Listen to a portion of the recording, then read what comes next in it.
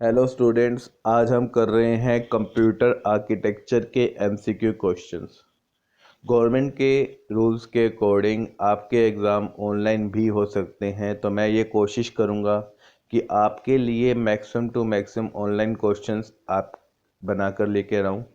आपको क्या करना है, डेली उन क्वेश्चंस को नोट करना है।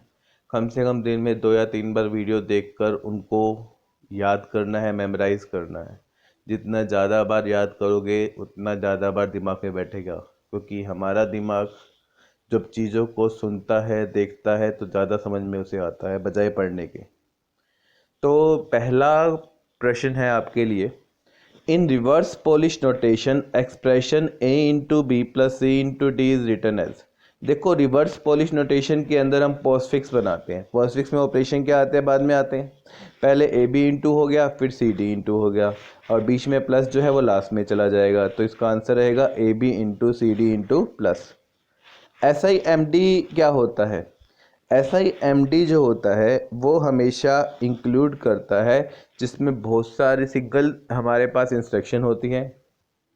Single instruction stream, multiple data stream, मतलब प्रोसेसिंग यूनिट बहुत ज़्यादा होंगी और इंस्ट्रक्शन क्या होगी, सिंगल होगी।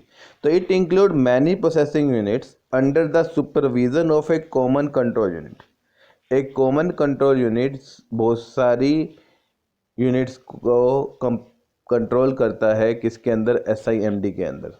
नेक्स्ट क्वेश्चन है, फ्लोटिंग पॉइंट रिप्रेजेंटेशन किस टाइप की वैल्यूज़ को स्टोर करता है। Floating point representation Boolean value को तो स्टोर करेगा नहीं, क्योंकि वो डेसिमल पॉइंट वैल्यू को स्टोर करता है। डेसिमल पॉइंट वाली वैल्यूज़ हमेशा रियल के अंदर आती है, तो आंसर रहेगा इसका रियल इंटीजर्स। असेंबली लैंग्वेज क्या होती है, असेंबली लैंग्वेज आपको पता है कि उसमें हम अल्फ़ाबेटिक कोड्स बना देते हैं इंस्ट्रक्शन को रिप्रेजेंट करने के लिए। तो असेंबली लैंग्वेज जो होता है यूज़ करता है अल्फ़ाबेटिक कोड्स को in place of binary numbers which are used in machine language. तो इसका आंसर क्या रहेगा, ए रहेगा। नेक्स्ट क्वेश्चन है आपके पास, in computer subtraction is generally carried out by. Computers, देखो आपको मैंने बताया था कंप्यूटर सिर्फ एडिशन जानता है, तो जब उसे सब्ट्रैक्शन करनी होती है तो वो उसने नंबर का टूज कॉम्प्लीमेंट निकाल कर उसको पॉजिटिव वाले नंबर में ऐड कर देता है। तो इसका आंसर रहेगा टूज कॉम्प्लीमेंट। कंप्यूटर्स के अंदर सब्ट्रैक्शन को जनरली कैरी आउट किया जाता है टूज कॉम्प्लीमेंट की मदद से। नेक्स्ट क्वेश्चन है, the amount of time which is required to read a block of data from disk into the memory is composed of its seek time and rotational time is referred to as। देखो, rotational time, question पहले ध्यान समझो। The amount of time which is required to read a block of data from a disk into the memory. कितना समय लगता है जब हम डाटा को रीड करते हैं मेमोरी में से। Is compose of seek time, rotational delay time और डाटा ट्रांसफर टाइम। तो उसमें रोटेशनल टाइम क्या होता है, रोटेशनल टाइम वो टाइम होता है जिसमें एक प्लेटर जो है पूरा रोटेशन कंप्लीट करता है। तो जब पूरा एक रोटेशन कंप्लीट किया जाएगा तो उस समय को क्या कहा जाएगा, रोटेशनल लेटेंसी कहा जाएगा। नेक्स्ट है, what is characteristics of RAM memory makes is not suitable for permanent storage. देखो, मेमोरी की परमानेंट स्टोरेज रैम के अंदर क्यों नहीं हो सकती है, क्योंकि वो वोलेटाइल होती है। अब वोलेटाइल चीज़ क्या है, वोलेटाइल का मतलब होता है जब लाइट चली जाती है तो डाटा उसमें से क्या होता है, वाश आउट हो जाता है। तो रैम की एक कैरेक्टरिस्टिक की वो वोलेटाइल होता है, वो उसे परमानेंट स्टोरेज के लिए एप्लीकेबल नहीं बनाता है। Computers use addressing mode techniques for dash. देखो, कंप्यूटर जो है एड्रेसिंग मोड टेक्निक का यूज़ करते हैं ताकि यूज़र को एक फैसिलिटी प्रोवाइड कर सके कि मेमोरी काउंटर ईजिली रीड हो जाए, नंबर ऑफ बिट्स जो होते हैं इंस्ट्रक्शन के अंदर वो क्या हो जाए, कम हो जाए। ये हमेशा मॉडिफाई करता है एड्रेस फील्ड को ताकि कम से कम समय के अंदर यूज़र को एक पर्टिकुलर एड्रेस मिल जाए जिसके ऊपर वो क्या करेगा, ऑपरेशन लगाएगा। तो इसका आंसर तीनों ही ऑप्शन आएंगे, ए बी सी। तो डी हमारा ऑप्शन है ऑल ऑफ अबव, तो हम आंसर लगा देंगे all of above. The circuit which is use to store 1 bit of data. अब 1 बिट डाटा किसमें स्टोर होता है, फ्लिप फ्लॉप में। Flip flop is a basic memory unit which is use to store 1 bit of data in the memory. अब ये 9 question एक set के अंदर थे, अब हम अगला सेट स्टार्ट कर रहे हैं। फर्स्ट क्वेश्चन है उसके अंदर, 2FOC16, इसे आपने कन्वर्ट करना है बाइनरी में। देखो इसका डेसिमल और बाइनरी दोनों दे रखे हैं। अगर आप इसे कन्वर्ट करके देखेंगे तो आपको क्या करना होता है, हेक्साडेसिमल को बाइनरी में कन्वर्ट करने के लिए 4 के पेयर बनाने होते हैं। 2 को 8421 में लिखेंगे तो 0010 होता है। F हमारा 15 होता है तो 1111 आएगा। A हमारा 10 होता है तो 1010 आएगा। और 0 के लिए हम 4 0 लगाते हैं और C के लिए आप क्या लगाते हैं 12। तो इसका आंसर क्या रहेगा, B रहेगा। 0010 2 बन गया, 1111 F बन गया, 1010 A बन गया, 0 के लिए 0000 लगा दिया और C के लिए 12 होता है तो हम क्या लगा दिया 1100 लगा दिया। तो इसका उत्तर क्या रहेगा, बी रहेगा।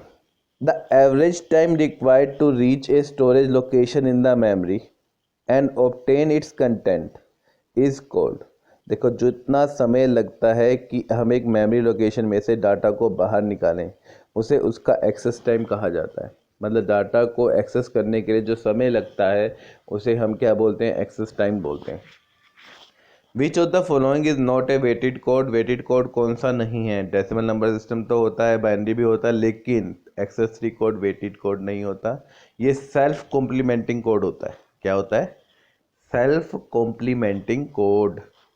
The idea of cache memory is based upon. देखो आइडिया ऑफ कैश मेमोरी जो है बेसिकली लोकेलिटी ऑफ रेफरेंस के ऊपर डिपेंड करता है। लोकेलिटी ऑफ रेफरेंस ये बताती है कि मेमोरी के अंदर डाटा किस लोकेशन पे स्टोर है। देखो जब हम मेन मेमोरी और सीपीयू की स्पीड का कम्युनिकेशन किया जाता है तो मेन मेमोरी की स्पीड कई बार क्या होती है, स्लो होती है। तो स्पीड को दोबारा इंक्रीज करने के लिए हम क्या करते हैं, अलग से कैश मेमोरी को इंक्लूड करवा देते हैं। कैश मेमोरी में कुछ हाई स्पीड बफर होते हैं जो डाटा ट्रांसफ़र की स्पीड को इंक्रीज कर देते हैं। तो इसका आंसर क्या रहेगा, locality of reference. Next question है, the idea of cache memory is based upon the property of locality of reference. हो गया। Which of the following is lowest in the memory hierarchy. Memory hierarchy में सबसे नीचे क्या आती है, memory hierarchy में सबसे ऊपर वो आती है जिसकी स्पीड सबसे ज़्यादा होती है और सबसे नीचे वो आती है जिसकी स्पीड सबसे कम होती है। सबसे ऊपर वो आती है जिसकी स्टोरेज कैपेसिटी सबसे कम होती है और सबसे नीचे वो आती है जिसकी स्टोरेज कैपेसिटी सबसे ज़्यादा होती है। देखो कंप्यूटर के अंदर जो हम सेकेंडरी मेमोरी यूज़ करते हैं उसकी स्पेस बहुत ज़्यादा होता है, ठीक है। तो इसका आंसर क्या रहेगा, सेकेंडरी मेमोरी रहेगा। नेक्स्ट क्वेश्चन है, the addressing mode use in the instruction of the form add X Y is. Add X Y के अंदर हमने एक्स और वाई दो इंडेक्स ले रखे हैं। मतलब इंडेक्स रजिस्टर के कंटेंट को जब एड्रेस पार्ट में ऐड किया जाता है तो इसे इंडेक्स एड्रेसिंग मोड कहा जाता है। Memory access time takes 29 second to cache and 110 nanoseconds without it. Then ratio, तो रेशो हमें निकालनी है 10 नैनो सेकेंड्स के हिसाब से। देखो 110 में से अगर हम 20 को माइनस करते हैं तो 90 बचता है हमारा, ठीक है। तो अगर हम 90 को 100 से डिवाइड करेंगे तो 0.9 आ जाएगा। तो 0.9 हमारा क्या होगा, आंसर हो जाएगा जो कैश मेमोरी एक्सेस के लिए बेसिकली यूज़ किया जाता है। Memory mapped input output system क्या होता है। In memory mapped input output system which of the following is not be there. देखो मेमोरी मैप्ड सिस्टम में हम मेमोरी रीड या मेमोरी राइट ऑपरेशन को परफॉर्म करते हैं तो इनपुट आउटपुट ऑपरेशन तो उसमें होगा ही। कई बार बेसिक कंटेंट में हम ऐड करके डाटा को स्टोर करते हैं तो इसके अंदर LDA नहीं हो सकता। LDA जो होता है वो लोड एक्यूमुलेटर के लिए होता है, जो एक्यूमुलेटर के कंटेंट को मेमोरी में लोड करता है।